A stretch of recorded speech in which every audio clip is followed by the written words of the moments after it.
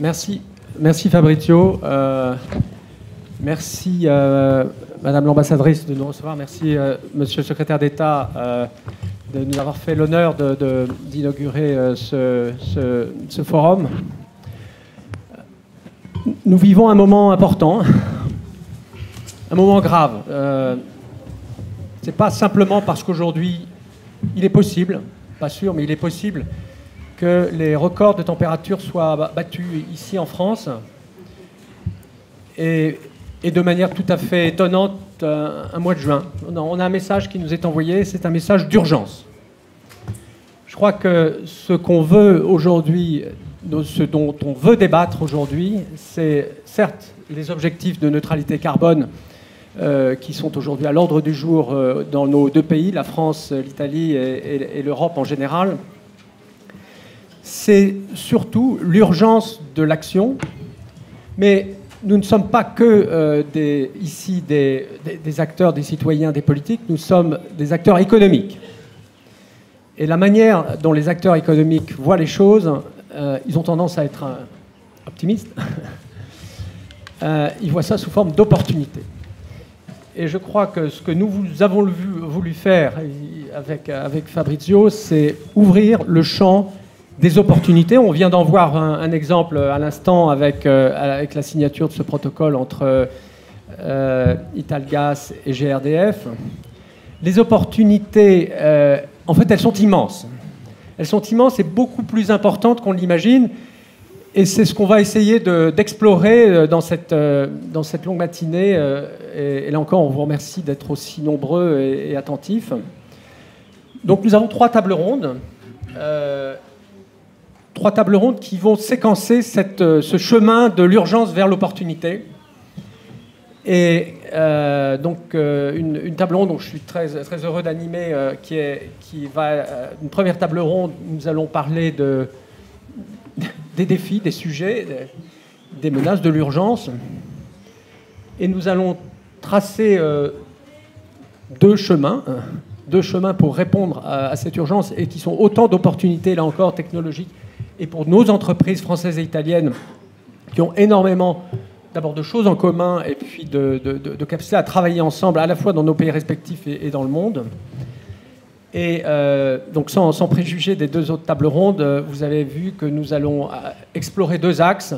Le premier qui a été évoqué précédemment, c'est l'électrification et la digitalisation. Et le deuxième, encore plus abondamment, notamment par monsieur le secrétaire d'État, c'est ce fameux gaz vert qui intrigue beaucoup, qui suscite beaucoup de questions. Je ne suis pas sûr qu'on aura toutes les réponses, mais en tout cas, ce qu'on va pouvoir montrer, j'en suis convaincu, c'est un élan industriel. Et Madame l'ambassadrice, vous avez utilisé ce terme d'industrie qui paraît un peu désuet à certains, qui peut-être en Italie a encore plus de signification. L'Italie est un pays qui a... Désolé Christian, un pourcentage encore plus élevé d'industrie que n'a la France. L'industrie est notre avenir. Et c'est aussi ce message-là qu'on va vouloir partager aujourd'hui. Alors avant de lancer le débat avec mes copanélistes, que je remercie vraiment chaleureusement d'être venus pour parler de cette urgence, je voudrais juste faire écho à une intervention d'un ministre français. C'était le 29 novembre dernier. François de Rugy est venu parler à la communauté énergétique française qui était réunie autour de l'UFE, l'Union française de l'électricité. Et il est venu avec 3 messages graves. Le premier, c'est nous avons besoin d'abord de sécurité énergétique. Alors ça peut paraître un peu... c'est quelque chose qu'on a un petit peu oublié. On parle beaucoup de différents sujets sur l'énergie, mais on oublie que la première qualité, le premier rôle essentiel de l'énergie, c'est sa disponibilité, sa sécurité avec plusieurs axes dont on va parler, mais il n'y a pas d'économie sans accès sécurisé à l'énergie. Et pas que l'électricité, bien sûr, toutes les formes d'énergie, notamment la chaleur, les transports. Le deuxième message qu'a donné le ministre de Rugy avec beaucoup de gravité, c'était un message de décarbonation. il revenait à l'époque de la COP24. Le constat a été fait que depuis Paris, nous sommes en situation catastrophique, il faut le reconnaître. Les émissions de gaz à effet de serre qu'on avait imaginées se stabiliser se sont en fait accélérées.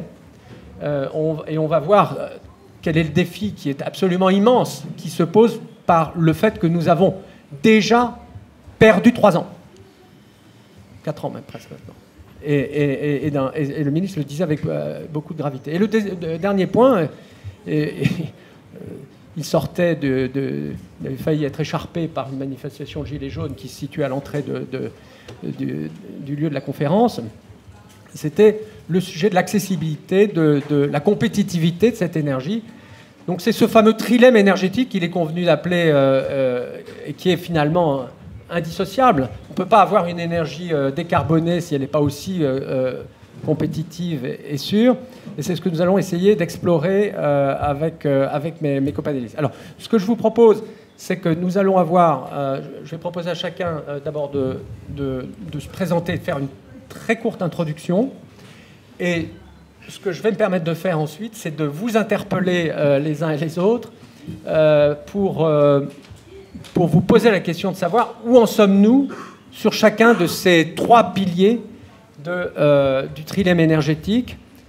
Et ce qu'on va essayer de faire, c'est d'être sans concession.